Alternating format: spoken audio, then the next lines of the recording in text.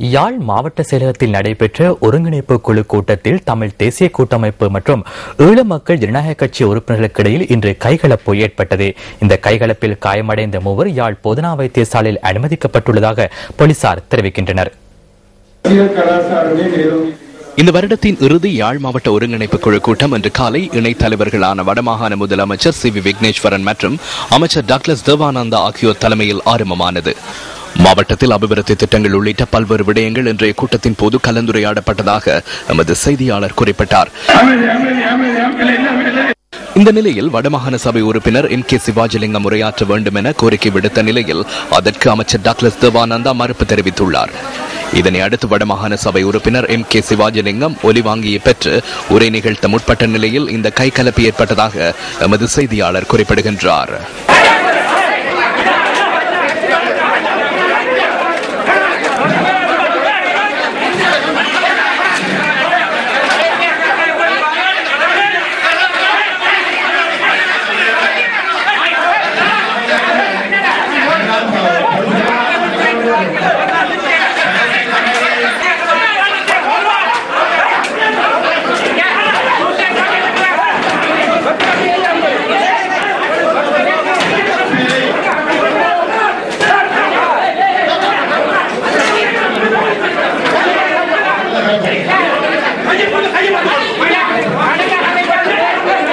இந்த கைகலப்பு சம்பவங்களில் மாகாண விவசாய அமைச்சர் போ ஐங்கரநேசன் மற்றும் மாகாண சபை உறுப்பினர் கே சர்வேஸ்வரன் உள்ளிட்ட 4 காயமடைந்துள்ளதாக தமிழ் தேசிய கூட்டமைப்பு தெரிவிக்கிறது.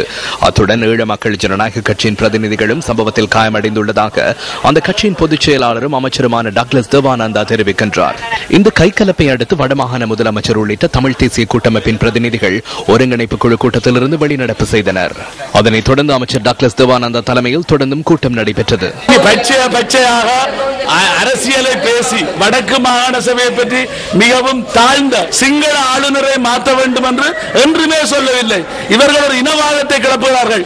சிவில் அதிகாரி ஒருவரை போட வேண்டும் என்பதுதான் மாகாண சபையினுடைய கோரிக்கையாக இருந்தவருடைய படைத்துறை அதிகாரி இருக்க முடியாது என்று இருந்தது. பொய்களை திருப்பி திருப்பி சொல்லி ஏமாத்தி குழப்பி ஜனாதிபதி தேர்தல் நேரத்தில் குழம்பிய குட்டையிலே மீன்பிடிக்க பார்க்கிறார்கள். மக்கள் தமிழ் தேசிய கூட்டமைப்புக்கு வாக்களியுங்கள் ஜனாதிபதிக்கு என்று சொன்னாலும் திரும்பி பார்க்க முடியாத ஒரு சூழ்நிலை இருக்கிறது. இந்த காட்டாட்சிக்கு பேயாட்சிக்கு நாங்கள் முடிவு கட்ட வேண்டும் என்பதுதான் இன்றைய சம்பவம் காட்டி நிற்கிறது.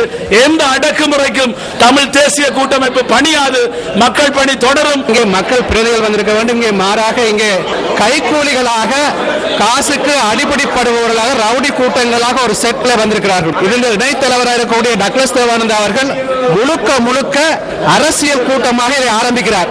அந்த கூட்டத்தின் ஆரம்பத்திலே முதலமைச்சர் அவர்கள் தெளிவாக கூறியிருந்தார்கள், இதை நாங்கள் அரசியலாக்காமல் இதை அபிவிருத்தியை பற்றி முழுமையாக நாங்கள் பார்க்க வேண்டும் என்று சொல்லி டாக்டர் தேவானந்தா அவர்கள் இங்கே ஆற்றிய உரை என்பது அங்கே இருக்கக்கூடிய உறுப்பினர்கள் அனைவரையும் கோபம் கொள்ள வைக்கக்கூடிய மிகவும் பொய்யானதும் மிகவும் கீழ்த்தரமானதுமான ஒரு அரசியல் பிரச்சார மேடையாக மிக நீண்ட ஒரு ஒன்றை ஆற்றியிருந்தார். இபிடிபியினுடைய உறுப்பினர்கள் கெட்ட வார்த்தைகளால் பேசுவதும் மற்றவர்களை பேச விடாமல் தடுப்பது, கூச்சலிடுவது போன்ற காரணங்களினால் அந்த பிரச்சனை உருவானது. ஆணோடிகளாக கயிறுகளை தூக்கி போத்தல்களை தூக்கி வீசி எறிந்து மிக கீழ்த்தரமாக நடந்து கொண்ட ரவுடித்தனமாக நடந்து கொண்டார்கள். இபிடிபி உறுப்பினர்கள் திட்டமிட்டு வெளியில் இருந்து கூட நபர்களை இந்த அரங்குக்கு வரவழைத்திருந்தார்கள். சினமூட்டக்கூடிய வகையிலேயே தேர்தலுக்கு பொறுப்பான அத்தாட்சி அதிகாரி அரசாங்க அதிபர் பக்கத்தில் இருக்கும் பொழுதே அரசியல் தான் டாக்டர் தேவானந்தா அவர்களால் பேசப்பட்டது. அதற்கு எங்களுடைய மாகாண சபை உறுப்பினர்கள் எதிர்ப்பை தெரிவித்ததை அடுத்து மாகாண சபை உறுப்பினர்கள் மீது பலாத்காரமாக தாக்குதல்கள் என்று மேற்கொள்ளப்பட்டுள்ளது. இந்த தாக்குதல்கள் என்கின்றது அவர்கள் ஒரு அராஜக கும்பல்கள் தான் என்கின்றதை மீண்டும் சமூகத்தின் மத்தியில் நிரூபித்திருக்கின்றார்கள். நாங்கள் கவலைப்பட போவதில்லை, மக்களுக்கு இப்பொழுது தெரிந்திருக்கும் யார் என்ன செய்கின்றார்கள் என்று சொல்லி. இதனை அடுத்து தமிழ் தேசிய கூட்டமைப்பு இன்று பிற்பகல் விசேட ஊடகவியலாளர் சந்திப்பொன்றை யாழ்ப்பாணத்தில் ஏற்பாடு செய்திருந்தது. இன்றைய மாவட்ட ஒருங்கிணைப்பு குழு கூட்டம் மிக துரதிர்ஷ்டவசமாக திடீரென்று முடிவுக்கு வந்தது. இதற்கான முழு பொறுப்பும் அமைச்சர் டக்ளஸ் தேவானந்தாவையும் அவர் வெளியில் இருந்து கூட்டத்திற்கு கொண்டு வந்த வெளி ஆட்களையுமே சாரும். தேர்தல் ஆணையாளரினால் அரசியல் சம்பந்தமாக எந்த ஒரு அரசியல் கட்சி பற்றியும் அல்லது வேட்பாளர் சம்பந்தமாகவும் எந்த ஒரு ஒருங்கிணைப்பு குழு கூட்டத்திலும் உரை எதனையும் நிகழ்த்தக்கூடாது என்று அறிவிக்கப்பட்டிருப்பதை தனது உரையில் அரசாங்க அதிபர் அவர்கள் சுட்டிக்காட்டியிருந்தார். கௌரவ டக்ளஸ் தேவானந்தா அவர்கள் முற்றுமுழுதாக அரசியல் ரீதியான பேச்சை பேசி வடமாகாண சபையையும் அதன் ஆளும் கட்சியான தமிழ் தேசிய கூட்டமைப்பையும் அதன் தேர்தல் விஞ்ஞாபனத்தையும் கடுமையாக விமர்சித்தார். அதற்கு எதிர்ப்பு தெரிவித்த மாகாண சபை உறுப்பினர்களையும் பாராளுமன்ற உறுப்பினர்களையும் இணைத் தலைவர் என்ற முறையில் கௌரவ அமைச்சர் டக்ளஸ் தேவானந்தா மிகவும் சர்வாதிகார ரீதியாக பேசவிடாது தடுக்க முயன்றார். இதனால் பலரும் பேச எத்தனித்த போது கூட்டத்தில் கலந்து கொள்ள தகுதி இல்லாத மர்ம நபர்கள் சிலரும் இபிடிபி உறுப்பினர்களும் இணைந்து வடக்கு மாகாண சபை உறுப்பினர் திரு சிவாஜிலிங்கம் அவர்களின் ஒலிவாங்கியை பிடுங்க எத்தனித்ததுடன் ஏனைய மக்கள் பிரதிநிதிகள் மீதும் கையில் அகப்பட்ட பொருட்களால் வன்முறை தாக்குதல் நடத்தினார்கள். வன்முறை தாக்குதலில் கௌரவ அமைச்சர் போ ஐங்கரநேசன் அவர்கள், கௌரவ உறுப்பினர் க சர்வேஸ்வரன் அவர்கள், கௌரவ உறுப்பினர் விந்தன் கனகரட்னம், கௌரவ உறுப்பினர் திரு சிவயோகன் ஆகியோர் காயமடைந்ததுடன் மேலும் பல கௌரவ உறுப்பினர்களும் தாக்குதலுக்கு உள்ளானார்கள். இபிடிபி உறுப்பினர்களுக்கு அரச பாதுகாப்பு பிரிவினரால் தகுந்த பாதுகாப்பு வழங்கப்பட்ட போதும் தமிழ் தேசிய கூட்டமைப்பின் கௌரவ உறுப்பினர்கள் பாதுகாப்பு எதுவும் அற்ற நிலையில் தாக்குதலை எதிர்கொள்ள வேண்டி இருந்தது. தமிழ் தேசிய கூட்டமைப்பினரால் முன்வைக்கப்படுகின்ற குற்றச்சாட்டுகள் தொடர்பில் தெளிவூட்டும் ஊடகவியலாளர் சந்திப்பொன்றும் யாழ் நகரில் ஏற்பாடு செய்யப்பட்டிருந்தது. ஈழ மக்கள் ஜனநாயக கட்சியின் செயலாளர் நாயகமும் அமைச்சருமான டக்ளஸ் தேவானந்தா இந்த ஊடக சந்திப்பில் கலந்து கொண்டு கருத்து வெளியிட்டார். ஒற்றுமை காண வேணும் என்ற வகையில நான் அதை முரண்பாடுகளாக எடுக்க விரும்புறதில்லை. இப்ப தொடர்ந்து நான் அமைதியாக இருக்கிறது சரியானதும் அல்ல. ஏற்கனவே அது தயாரிக்கப்பட்டிருந்தாலும் ஒரு வரையறைக்குள்ள நான் அதை சொல்ல வழி கட்டினான். அப்படி இருக்கலாம் இந்த பிரச்சனை தொடங்கினது. நடந்து முடிஞ்ச நிகழ்ச்சி ஒரு துரதிர்ஷ்டவசமானது. இப்ப நான் சமரசத்துக்கு வர வழி கட்டினான். முதலமைச்சர் இல்ல இருங்க அங்க பதக்கல போக வேண்டாம் என்று சொன்னார்.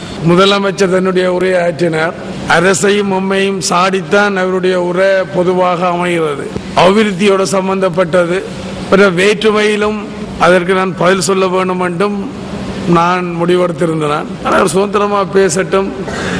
அவர் அதுல எனக்கு சரியா நடந்த மாதிரி தான் பட்டது. மாநசபை ஐங்கரநேசன் போத்துராளி எல்லாம் முறியவர் படங்கள்ல கிடக்கு. அவர் இப்படி எடுத்த எறியேக்குல இங்க ஒரு பட்டுட்டு போல கிடக்கு. ஆனா இன்றைக்கு அந்த திட்டமிட்டு வந்ததால அந்த கட்டுப்பாட்டை மீறி செயல்பாடுகள் நடந்து முடிஞ்சிருக்கு. அழைப்புதல் யாருக்கு அனுப்பப்பட்டதோ அவையெல்லாம் வந்திருந்தது. உங்களுக்கு தெரியும், அவர் வழக்கமா சொல்றது மக்களால் நிராகரிக்கப்பட்டவர்கள் மாகாண சபை மேலேறி இல்ல தங்கள் மேலேறி சவாரி செய்ய முற்படுறார்கள். யார் மக்களால் நிராகரிக்கப்பட்டவர்கள்? அதாவது கூட்டத்தில் கலந்து கொண்டவர்கள் எல்லாரும் மக்கள் பிரதிநிதிகள்.